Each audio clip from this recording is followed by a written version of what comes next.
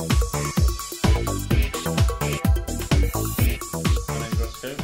I'm going to get us started with a discussion of the CAPSIM simulation finance application, the strengths, the weaknesses, the opportunities, and the threats of the system, and how we think it compares to several other systems. After using the CAPSIM simulation for 2 months, we've become very familiar with the system. It allows you to get a really broad overview of your financial position, which, since we're doing forecasting for a year out, it's not very detailed, but it does give you a broad idea of where your position is as a company. It gives you a graphical representation of where your equities and liabilities are. It allows you to issue or buy stock very quickly. Very little research needed. It's very simple. Just buy stock, sell stock. Same is true with the long-term debt. You can either retire it or issue it immediately. So in all, for the simulation purposes, it's very strong for a very user-friendly, very simplified financial application, and it serves its purpose very well. Despite its usefulness in the CAPSIM simulation, there are some weaknesses with the financial application, especially when compared to some real-world systems.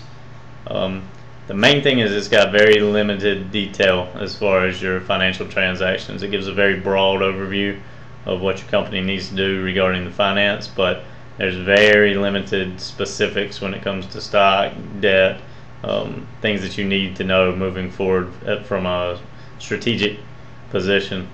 Also, the stock and the long-term debt, very broad terms, but it's also the only option you have for raising capital for your company. It lacks data on a competitive position. While you can get a lot of this through the pro formas and through the newspapers for the simulation, it'd be nice to have a section within your finance section that kind of lets you know within the market where you stand with your finances and how your stocks and how your debt is performing. Like I said, it lacks the financial data. It'd be nice to have a Dow Jones report, an S&P, specific stocks that you might find from just a ticker from Yahoo Finance that you can look at on the same screen when you're making your decisions on how to invest your money. And it also is very limited as far as portfolio options. Once again, it goes back to the detail level. It's so broadly defined on the CAPSIM simulation that it doesn't really give you the options to be specific and really nitpick which stocks you want and how you want to develop your money, your capital.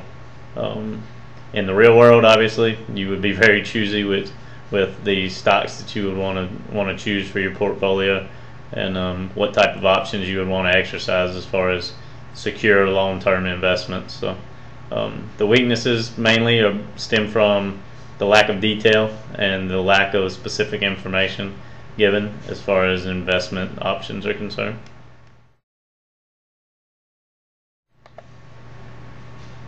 Overall, the system is got a solid foundation, so it lays the groundwork for some very good opportunities for financial decision making as a part of a strategic management perspective.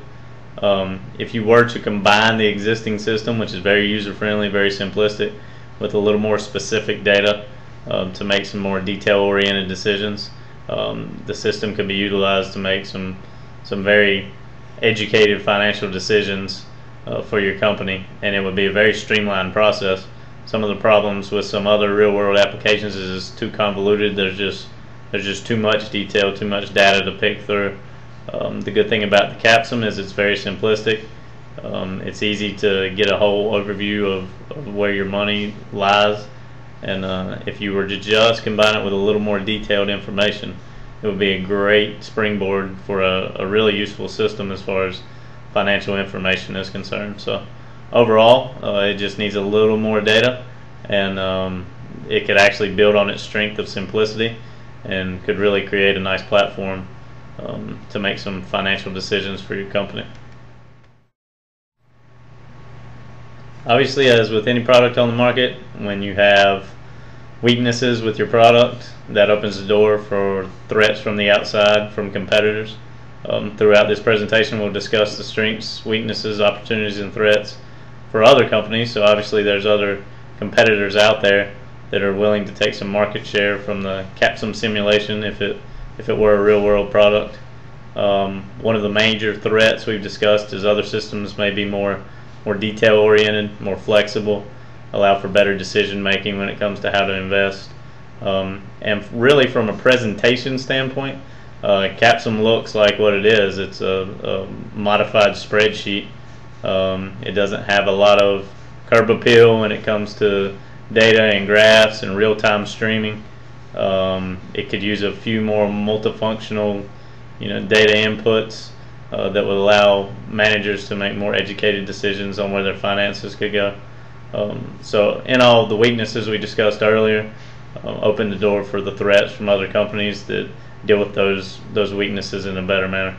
Of course, the simplicity is its strong point, so it could overcome those, but at the same time it's one of its weaknesses, so it really opens the door for some threats for other competitors.